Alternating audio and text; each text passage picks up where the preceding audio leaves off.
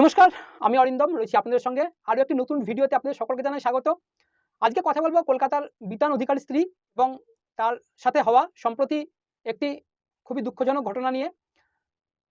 যেদিনকে তিনি কলকাতা এয়ারপোর্টে নেবেন সঙ্গে সঙ্গে সেখানে পৌঁছান আমাদের রাজ্যের বিরোধী দলনেতা শুভেন্দু অধিকারী। সেখানে গিয়ে রীতিমতো এক বিরাট সিন ক্রিয়েট করেন। তারপরে আবার তার কয়েক ঘন্টা পরেই তিনি পাকিস্তানের পতাকাও পোড়ান।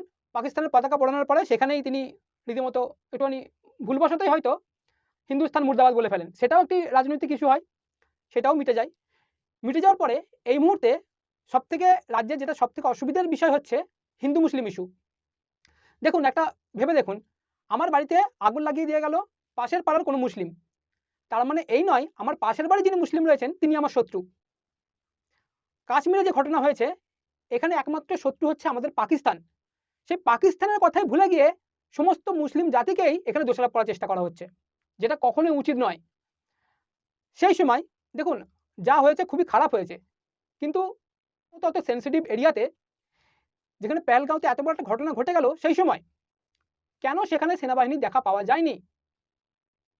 দেখুন, পরিকল্পিত কোনো কিছুই নয়, মোটেও পরিকল্পিত নয়। কেউই কোনো রাজনৈতিক দলে চায় না সাধারণ মানুষের প্রাণ যাক, কিন্তু হয়তো আরো বেশি সুরক্ষা ব্যবস্থা সেখানে ব্যবস্থা করা যেত, কিন্তু সেটা হয়নি। কেন হয়নি? বিরোধী দলনেতা এর জবাব দিচ্ছেন না কেন? তার জবাবটা দিক।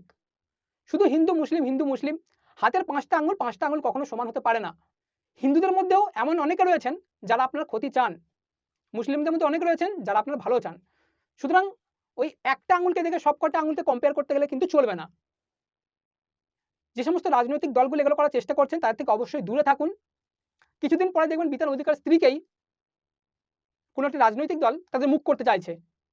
সামনে বিধানসভা নির্বাচন, 26 বিধানসভা নির্বাচন, তার আগে কে কিভাবে রাজনৈতিক ফায়দা লুটবে তারই তো এখন কম্পিটিশন চলছে। তার মধ্যেই দেখবেন এইটা আবার নতুন করে সংযোজন হবে। হয়তো হয়তো সংযোজন হবে, কারণ এত সহজে এই ইস্যুটাকে ছেড়ে দেওয়ার পাত্র তো কোনো দলই নয়। তার উপরে বিজেপি যেভাবে উঠে পড়ে লেগেছে।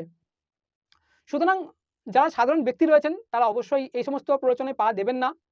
হিন্দু মুসলিম ইস্যু মোটেও এটা ভারত দেখায় না। ভারত ধর্মনিরপেক্ষ দেশ, সকল জাতির এখানে সমান অধিকার সমান সম্মান রয়েছে। মুসলিম ভাই বোনদের কাছে অনুরোধ, আপনারা অবশ্যই নিজেদের মাথাকে ঠান্ডা রাখবেন এবং হিন্দু ভাইদের কাছে অনুরোধ, আপনারা কখনোই এই সমস্ত রাজনৈতিক দলগুলির প্ররোচনায় পা দেবেন না। ভিডিও শেষ করার আগে আরো একবার বলছি, দেখুন আমাদের শত্রু কখনোই ভারতীয় মুসলিমরা নয়, আমাদের শত্রু একমাত্র হচ্ছে পাকিস্তান। পাকিস্তানের বিরুদ্ধে গর্জে উঠুন এবং আপনারা আওয়াজ উঠুক পাকিস্তানের বিরুদ্ধে। নমস্কার।